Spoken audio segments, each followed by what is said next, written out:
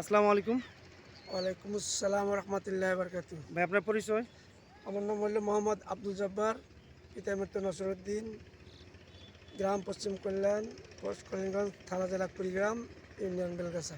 আচ্ছা, এখানে আমরা কতটুকু জমিতে আপনার প্রজেক্ট 1 2 3 স্থাপন করেছিলাম? আমার 25 শতক জমিতে এখানে 1 2 3 আমরা এখানে প্রদর্শনী করতেছি। আচ্ছা, আপনি এবার কতটুকু ধানের চাষ করবেন?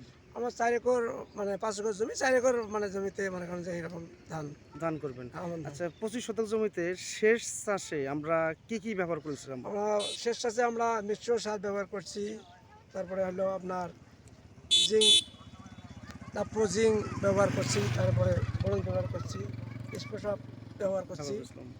শেষ চাষ তারপরে জিপ সার ব্যবহার করছি, এই জমিতে আমরা তারপরে আগাছা তারপর ওটার জন্য টপ সাথী ব্যবহার করছি।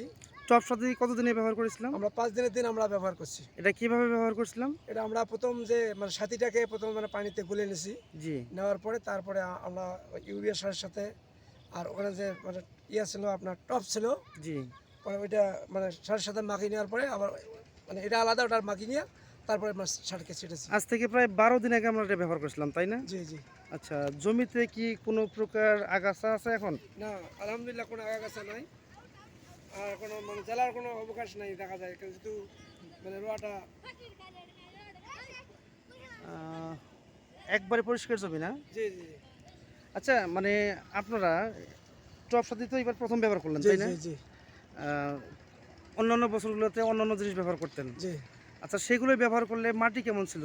না থাকতো? মানে ওইটা মনে করেন যে নিড়ানি দিলেই তারপর ঘাস জ্বালায়, জি। তারপর 2টা নিড়ান আমাদের দিতে হয়, মানে আগাছানাশক ব্যবহার করার করার পরেও মনে করেন যে গোছা ঘাস জ্বালায়, গছা ঘাস। গোছা ঘাস জ্বালায়, হ্যাঁ হ্যাঁ। কোনো মাপ নেই। আর মানে আর ওয়াশ আউট যদি আমরা মনে করেন যে ব্যবহার করি, জি যদি সামান্য মানে পানির কম বেশি হয়, জি। তাহলে মানে জায়গায় জায়গায় ওয়া ওখানে বসে যায়, তাহলে ওইটার জন্য অনেক আমাদের পরিশ্রম করতে হয়, সার দিতে হয়, ভিটামিন অনেক কিছু মনে করেন যে মনে করেন আমাদের ব্যবহার আচ্ছা, করতে হয়। আমরা এখানে টপ সাথে ব্যবহার করছি, জমিতে কোনো ঘাস আছে কি? না, আলহামদুলিল্লাহ কোনো ঘাস টাস নাই, এবং আর জ্বালারও কোনো অবকাশ নাই।